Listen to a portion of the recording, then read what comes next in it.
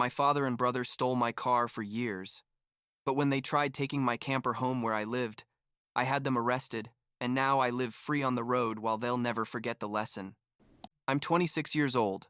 I work doing maintenance for a construction company, and I need to get this story off my chest because basically my father and my brother made my life impossible for years until I finally managed to escape from all that shit.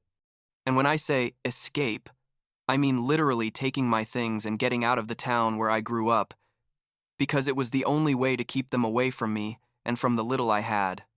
I guess I should start from the beginning so you understand how I got to that point. I grew up in a small town, one of those where everyone knows each other and gossip travels faster than the internet. My family was always kind of weird. I mean, my mom, Patricia, was good people, but she had that problem of never wanting to confront anything. And my dad, Richard, well, he always believed that everything in the house was his, including my siblings' things and mine. My brother Trevor was basically a copy of my dad, with that attitude that the world owed him everything, and he never had to work really hard for anything, because my dad always gave him everything on a silver platter. I was different. I don't know why. Maybe because from when I was a kid I realized that if I wanted something, I had to get it myself. Because they were never going to help me, the same way they helped Trevor. When I was like 16 years old, I started working part-time at a gas station, and every cent I earned I saved, because I knew that eventually I was going to need to get out of there. My dad always told me, "I don't know why you're so selfish with your money. Family shares everything." But I saw how he and Trevor spent everything on stupid stuff, and then expected me to lend them money when they came up short at the end of the month. Things started getting really bad when I turned 22, and I was finally able to buy myself a car. It wasn't anything special. A $1,998 Honda Accord that I got for like $2,500 from a guy I knew from work. But it was mine. You know what I mean? I paid for it with my money. I did the paperwork. My name was on the title. But from day one, my dad and Trevor acted like it was the family car. Like, I'd come home from work and the car wasn't there because Trevor had taken it without asking me, or my dad used it to go fishing with his friends on weekends and returned it to me empty of gas and full of mud. At first, I tried to be reasonable. I told them, "Hey, I need you to ask me before taking the car because sometimes I need it to go to work." And they laughed in my face. My dad told me, "You live under my roof, so everything you have is mine too." And Trevor just put on that smug smile he had and said something like, "Relax, Marcus, it's just a car."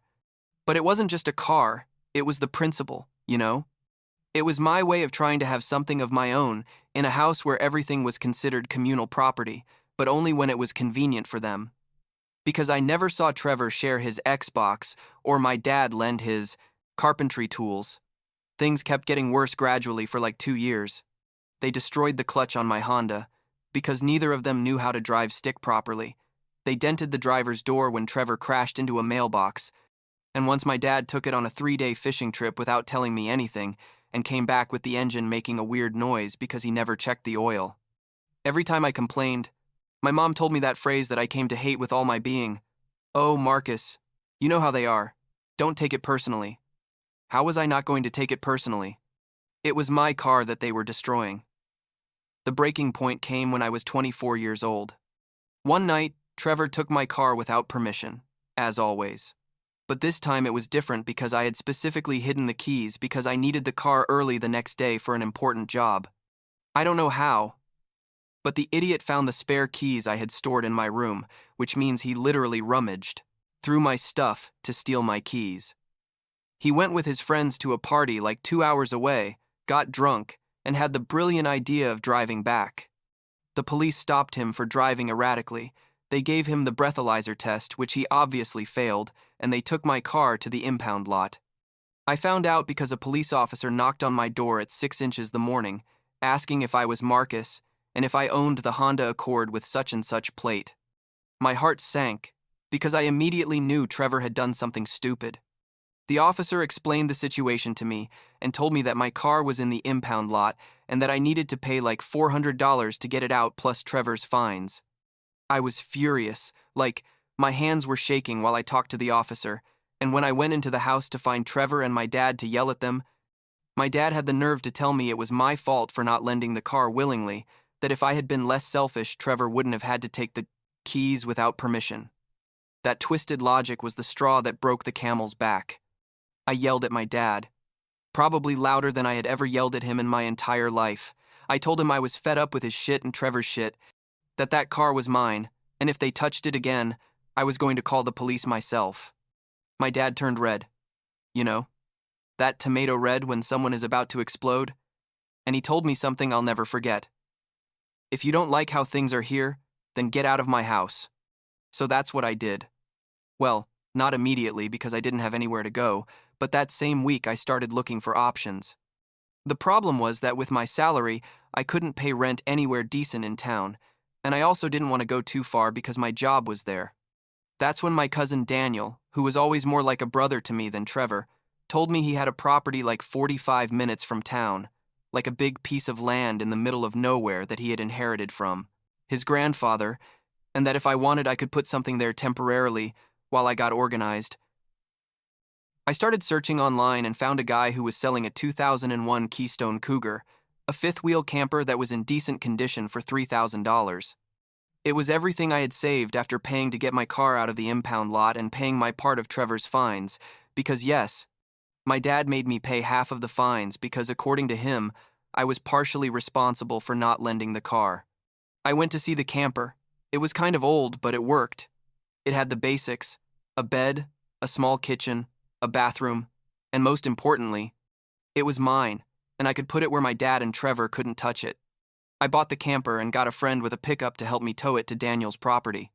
When we got there, it was like mid-afternoon, and I remember perfectly that feeling of relief, like I finally had something that was completely mine and that was in a place where my family couldn't get to without permission. Daniel was great. He helped me connect the camper to a generator he had stored and told me I could use his address for mail and to come by when I needed to shower at his house if the camper's bathroom didn't work well. I thought I had finally freed myself from the problem, but oh, surprise, I was completely wrong. Like a week after I moved into the camper, my dad showed up at my work. I don't know how he found out where I was living. Probably my mom told him, or someone from town saw me, but there he was, with that face he put on when he believed he had a right to something. He told me, "Trevor and I need your camper next weekend for a fishing trip. You're going to take it back to town so we can hook it up to my truck." I looked at him like he had grown 2 heads. I told him, "No, Dad, the camper is not for lending. It's where I live. And besides, after all the shit that happened with my car, I'm not going to lend you guys anything ever again." His face went from expectant to angry in like 2 seconds. He told me I was being ridiculous, that it was just a weekend, that family helps each other, blah, blah, blah, all the usual speech. But this time I didn't stay quiet. I told him in front of my coworkers, who, by the way, were witnessing this whole uncomfortable scene, that my answer was no, and that if he kept bothering me, I was going to have to ask him to leave, because I was working. He left furious, but I thought that would be the end of it. How naive I was. What I didn't anticipate was that my entire family was going to get involved in this. My mom called me that night, crying, telling me why did I have to be so difficult, that my dad just wanted to spend time with Trevor, and that I was ruining the family relationship by being stubborn. Then Trevor called, but he didn't try. My mom's emotional approach. He directly told me I was a selfish piece of shit, and that when I needed something from them, I shouldn't come crying to them. Even my aunt sent me a text message telling me she was disappointed in me for not helping my family. It was surreal. Like, all my life they abused my goodwill, and now that I finally set boundaries, I was the bad guy in the story.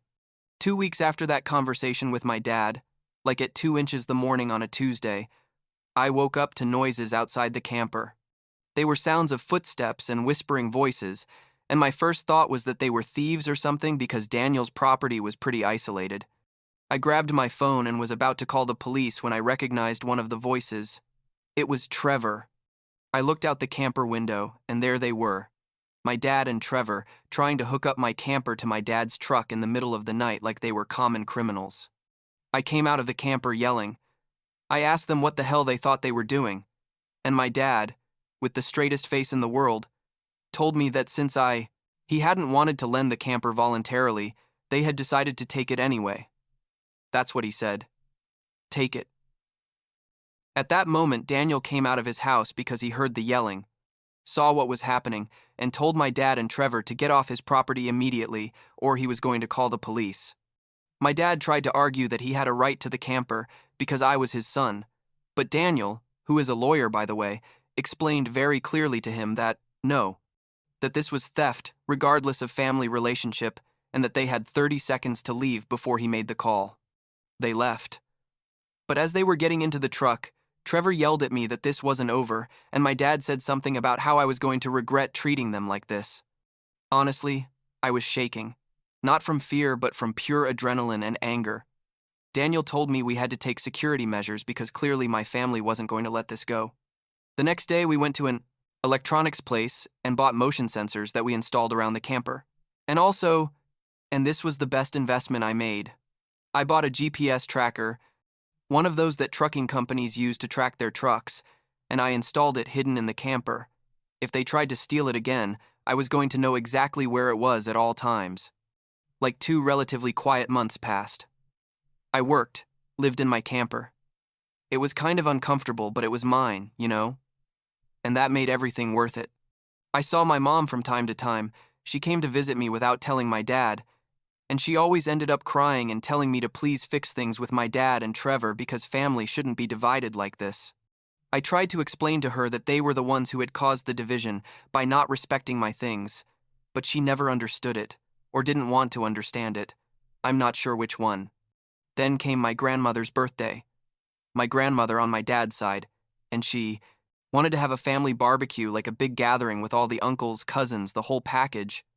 My mom called me begging me to go. She told me that my grandmother specifically asked for me to be there because she missed me.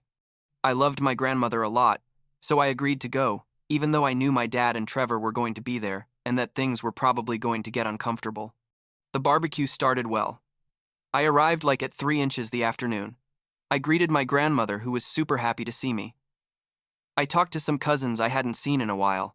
My dad and Trevor completely ignored me, which honestly was a relief because I didn't feel like dealing with their drama.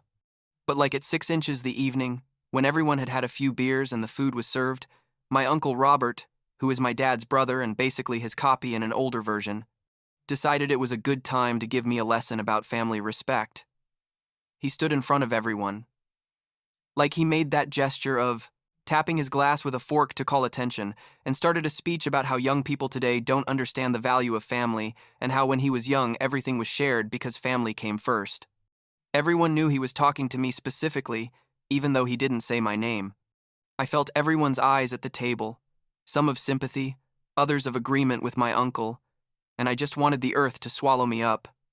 But then, something happened that I didn't expect.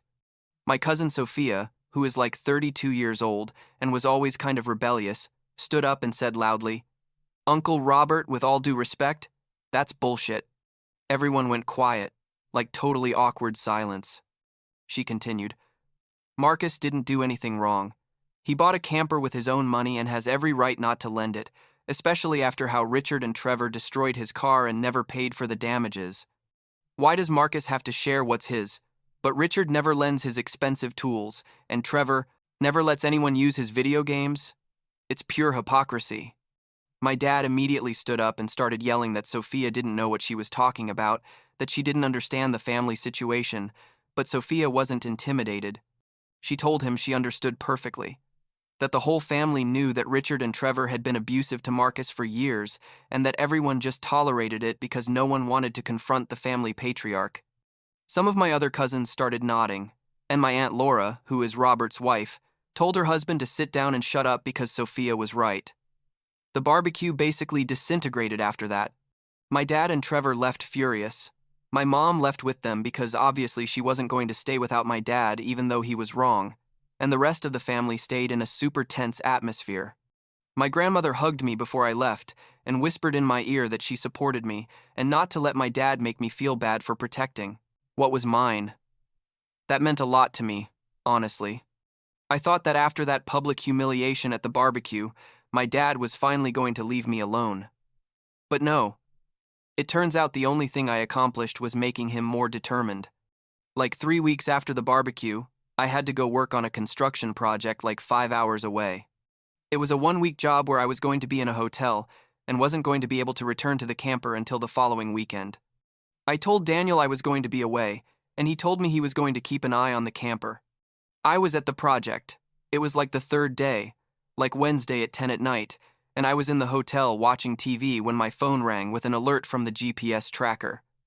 The camper was moving. I immediately called Daniel, who told me he was at his house and hadn't heard anything, but that he was going to go check. While he was running toward where the camper was, I was watching on the GPS app how my camper was moving down the highway away from Daniel's property. I called the police and explained the situation, gave them the real-time GPS location, and told them my dad was probably the one stealing the camper. Daniel called me back, almost crying from rage, told me that when he got to where the camper was, it was already gone, that only the marks in the grass remained from where they had ripped it out. The motion sensors had recorded everything. And sure enough, it was my dad and Trevor. They had arrived with my dad's truck like at 9 at night when it was already dark, cut the sensor cables, and hooked up the camper.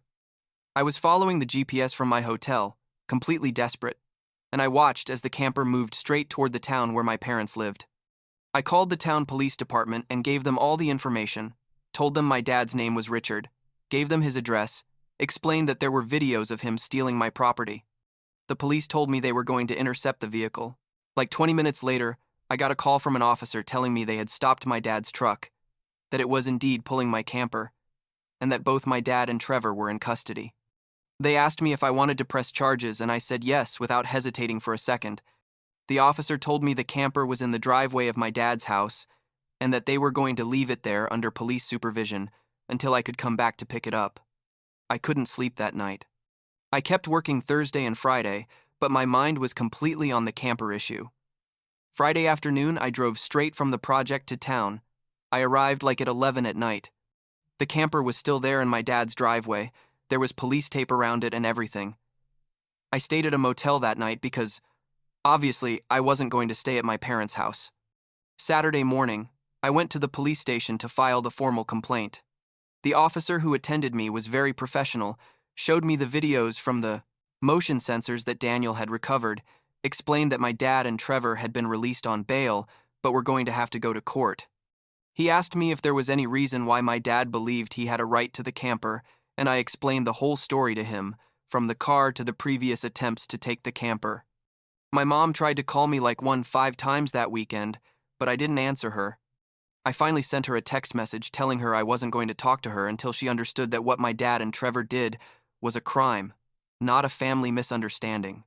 She responded with a long message about how I was destroying the family and how my dad had only acted that way because he was desperate to reconnect with me.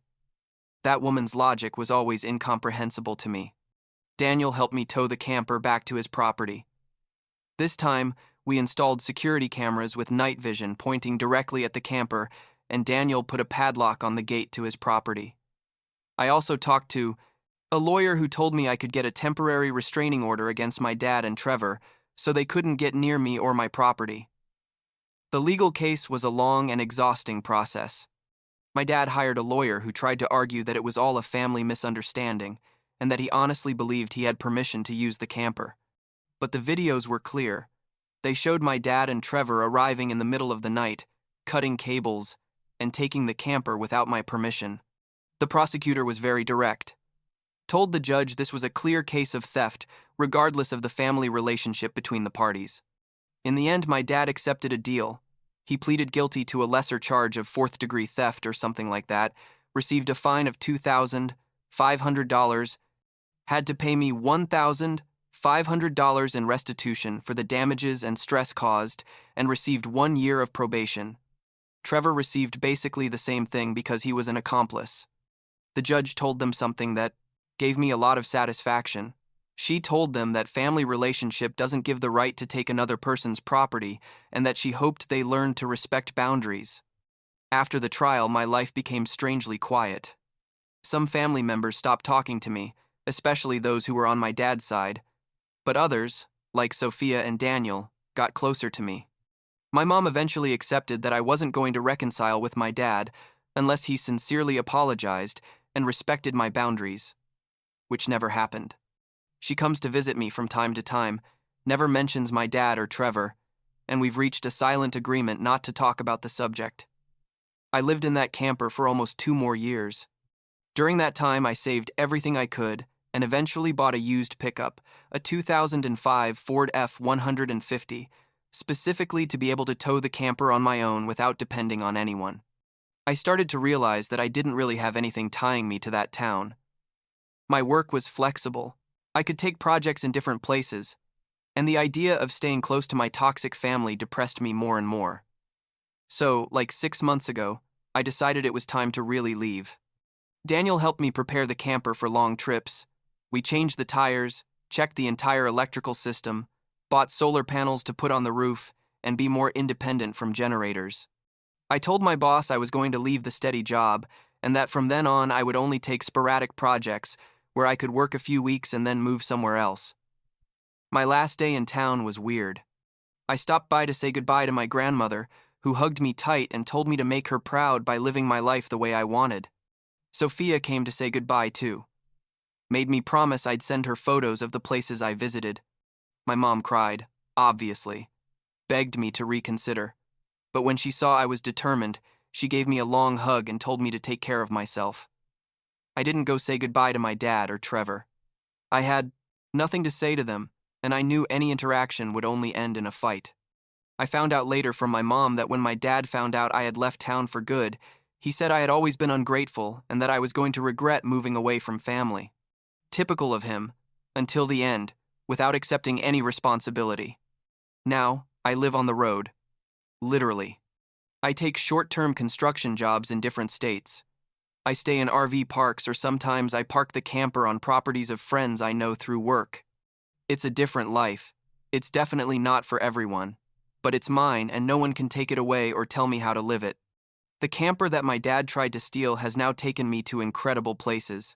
I've met people much better than my own family, and for the first time in my adult life, I feel truly free. Sometimes I think about how things would have been if my dad had simply respected my boundaries from the beginning, if Trevor had been less like my dad and more like a decent person.